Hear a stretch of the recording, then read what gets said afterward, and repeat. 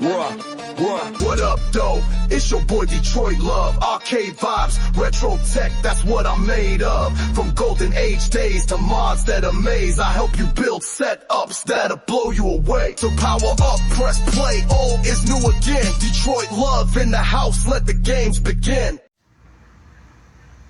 Okay, so we're back again with another Funhang $200 e-bike from Amazon. This time I'm holding the camera the right way, and I did put the front fender on the right way, the correct way this time, so you can get a full view of the bike. So it comes with a rear fender, front fender to keep the rain off you. So this is the standard seat. I call them booty pokers. I don't have another seat to give my brother. Again, this is his second bike. His first one supposedly caught on fire. I don't know if the battery caught on fire or the charging block caught on fire. Burnt down his friend's house, and he decided to get another of the same bike. So I don't quite understand that. Funhang did refund the cost of the bike and shipping, so he did get a full refund. He bought it in March of 2025, and the fire occurred in July of 2025, and he had the black bike, and now he had me buy this white one for him again. So I would have gone with a different bike having had that happen, but he wanted the same thing, so I got to put the basket on again, similar the way I did before, and a phone holder. So I got to get this fender, this front reflector put on.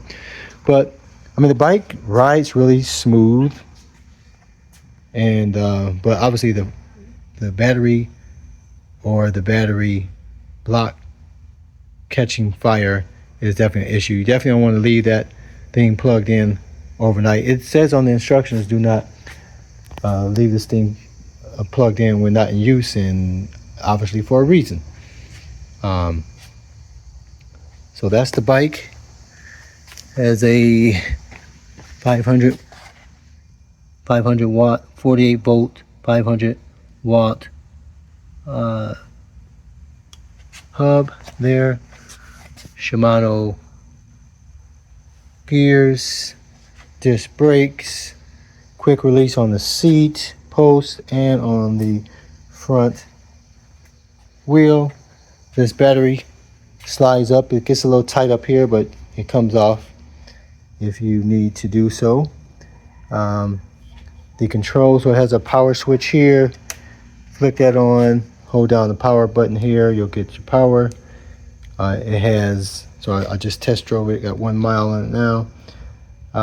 You have 5 pedal assist modes to allow you to do it. It has a light, which that's on the front, no rear light at all. Has a horn, fairly loud, not as loud as my loud bicycle. So that, but it's better than a bell.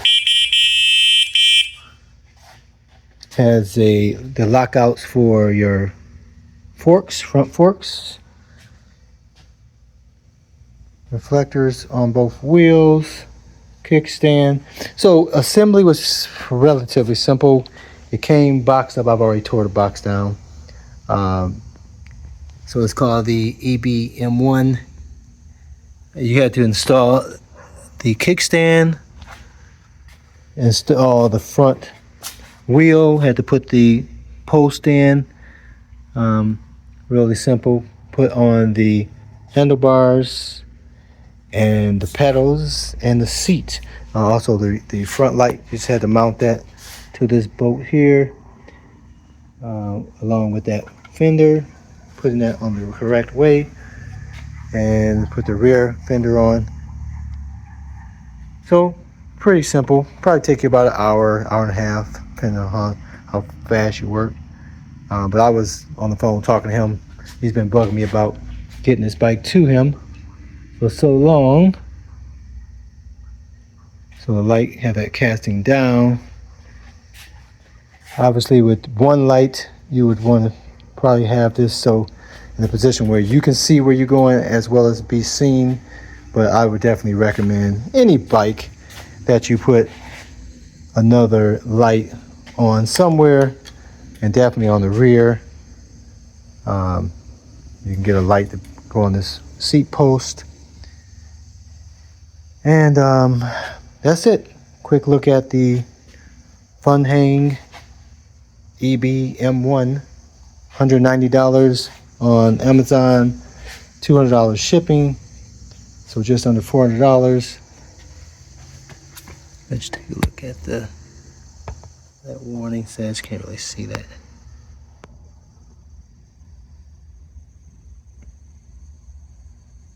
Made in China, of course. There's the battery. So it's the EB-M1, 48 volt, 7.8 amp battery. Take a look at the battery again. You have the power. You have this indicator for charge on the battery. Just tap that. You get your readout there. You do have an off-on switch here. You have your charging port, which has a cover for that. Not much else to see. I have never really looked too much into the see if there's a way I can hit plus and minus and see if I can get into any type of, look like there's some type of, okay, look like there's like a brightness setting. Hold down the power button, that's not doing anything.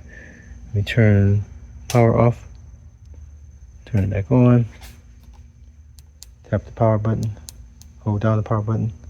So I see the light is still on, so you have to physically hit that switch to turn that light off. So if I tap the power button, you switch between these different modes. That's look like wattage for the battery.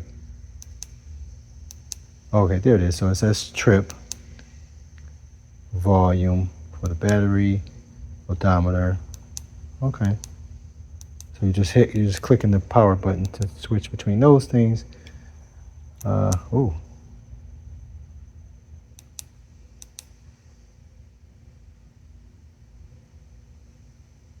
It's activity, even though the bike's not even doing anything. I'll hold down these two buttons, see if I can get into any different type of mode. Nope, nothing with that. How about these two? Don't seem to be. Hold down plus and minus. It went to something. And I can change the brightness of the screen. It doesn't matter whether I'm pressing plus or minus, just steps through those. Also, you can switch between miles and kilometers. That's what P3 was. And then this one, I'm not sure what you're adding that for. No idea what that's for. P6. P16, so I don't know what those are. I don't know if the book has anything to say about this. Hold down the power button, see if I get out of that. Hold down the plus. Okay, now I'm out of that. Now if I toggle through, so I don't know what those things were. Let me take it for a spin. So the throttle, which is there, twist, is limited by the pedal assist. So if you're on one, it's not going to give you any more power than the let me see if I can switch hands here. All right, so we're on one and we pull the throttle back. See, it's not going to go because it tops out like at 5 miles per hour. So I'm already going greater than the amount that is allowed to give. If I step this up to 2, and then I do the throttle, whoa, so it gave me more power that get you up to just about 9 miles per hour. So it's not going to go any farther than that. I'm not pedaling. I'm just using the throttle. But I'm on 2, so I'm limited to the power that it's going to provide. So I can do this, not going to give it any additional power because it's maxed out at what it can go. But if I get down lower than that, by not using the throttle, and so I'm just coasting with no power given and just staying at 8. I do this, so it gave me a little more power to get up to 9. All right, so we move this up to 3, and now it's going to kick it up to about 12 miles per hour. 12 miles per hour, and that's going to be the same as if I'm pedaling or using the throttle. Is going to top that out. Now, obviously, if I'm going down a hill or something, it'll give me more. So we go up to 4 and do the throttle. That's going to get up to 15 miles per hour. And finally, on 5, that will, on one hand, go up to 20. About 19 is what it takes me, but I'm sure it'll go up to 20. So that throttle is controlled by the pedal assist that you set it on. Likewise, if I pedal on 5, it's going to get to a point, if I get up to my top speed, I'm not going to need to pedal hard at all. It'll just kind of max out and just give the power regardless of how fast that you cycle through. Oh, let me get this hand switched. I need to get off of 5. Get my hand. Alright, so we got the basket installed. I just sort of bend it here so it's secured. Got the phone holder on. He's got his Vulcan chain.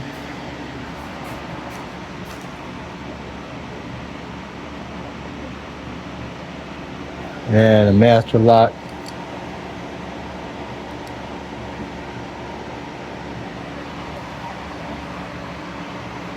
This the box I was telling you about. It gotten pretty warm just in the little time I had it plugged on. So I'll unplug that as quickly as possible.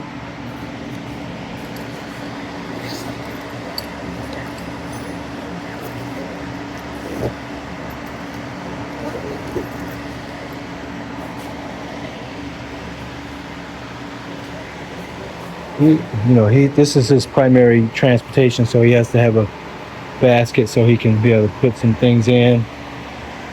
Otherwise, it goes on his backpack. This chain is pretty heavy duty. He uses this whenever he's